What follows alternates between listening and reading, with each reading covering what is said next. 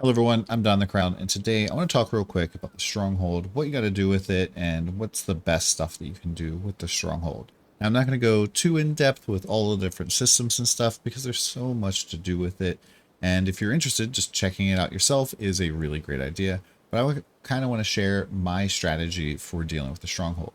So if you haven't been there before, this is basically an area that you get once you complete the Western Luterra storyline. This is just yours. You can name it whatever you want. It has its own level and experience. You can see the XP bar at the bottom, the level here at the top left, or on your character sheet, you can see the stronghold level of yourself, and people that inspect you can see it as well. There's a whole lot to do. There's different merchants and vendors that you should definitely check out. They have a lot of good stuff. We'll talk about them in a little bit. But the most important thing is the action energy. So the entire show here runs on action energy. This is kind of like the fuel for the fire, and you can't really do much here without having action energy. And as you can see right now, I have a cap of 17,000 action energy with a regen of 125, and that ticks about every 10 minutes or so. I'm not 100% positive. Someone in the comments might correct me, but this means that I'm getting about 18,000 action energy per day if I don't use it up. And if you hit the cap, you're basically wasting action energy from that point forward, so it's kind of a bad idea.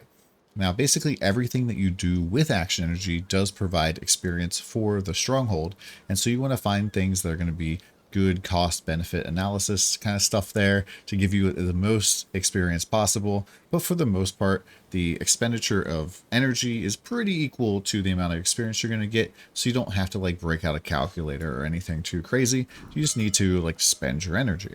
So the way you spend your energy, I press Control 1 here to open up the management tab. There's a whole bunch of different tabs here. We'll talk about them real quick, but the lab is basically the research area. And this is where you can improve the stronghold or improve a little bit of quality of life for yourself. And I've gone through, I'm going to show you what I've researched so far.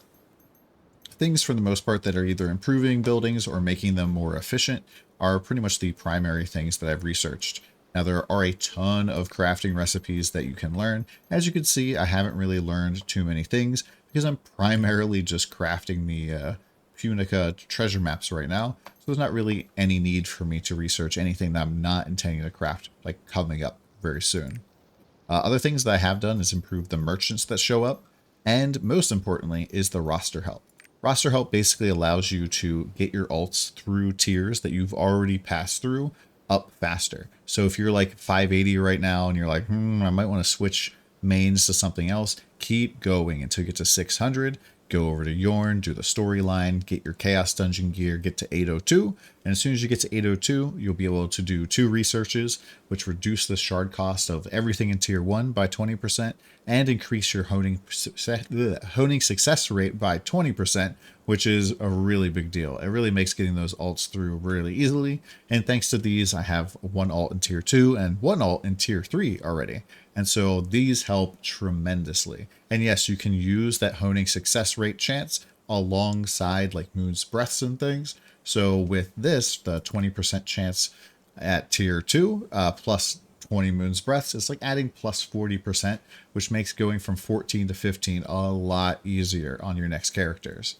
And so I just recommend researching stuff here that's going to improve your overall stronghold.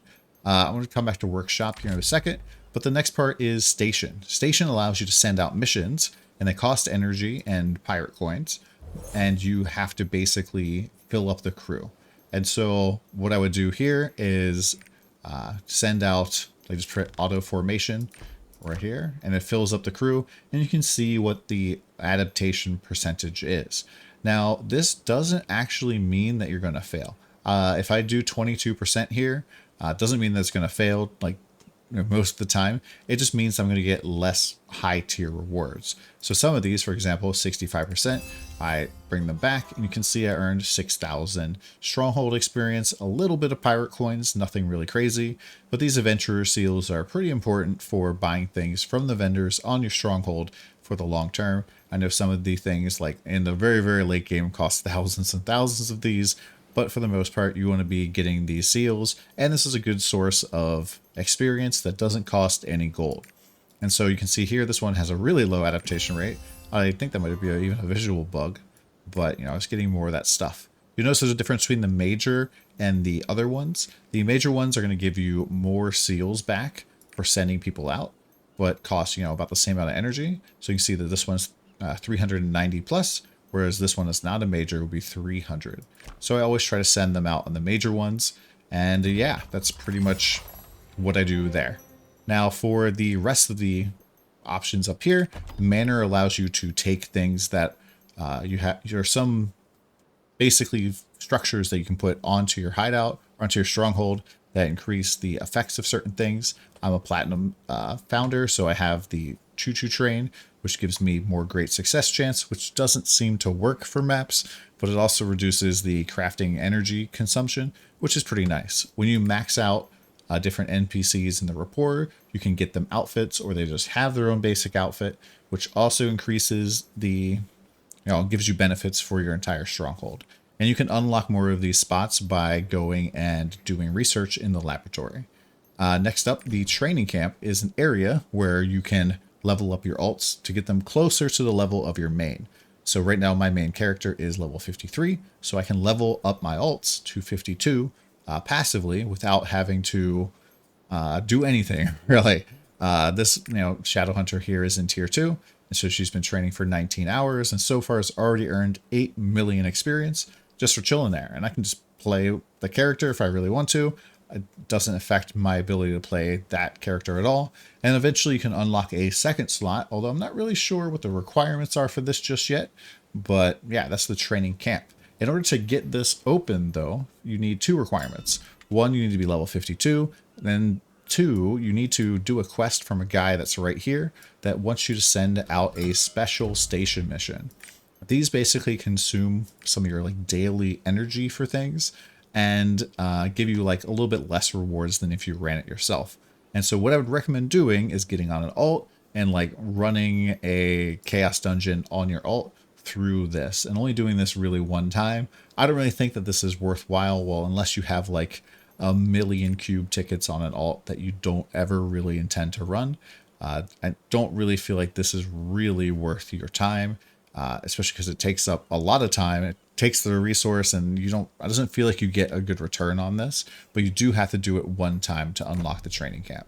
Knowledge transfer, basically, to use this, you just level up a character to level 10, which is right away, and then you go do the storyline until you get your ability to use songs for the first time, which takes 10 minutes, and then you play the song that takes you to your stronghold, which is the Song of Hearth and Home, and you then just press Control 1, go to knowledge transfer, and you should be able to interact with this panel with that character. And you can kind of see the requirements for this. So you have to have had characters that have already completed North Vern.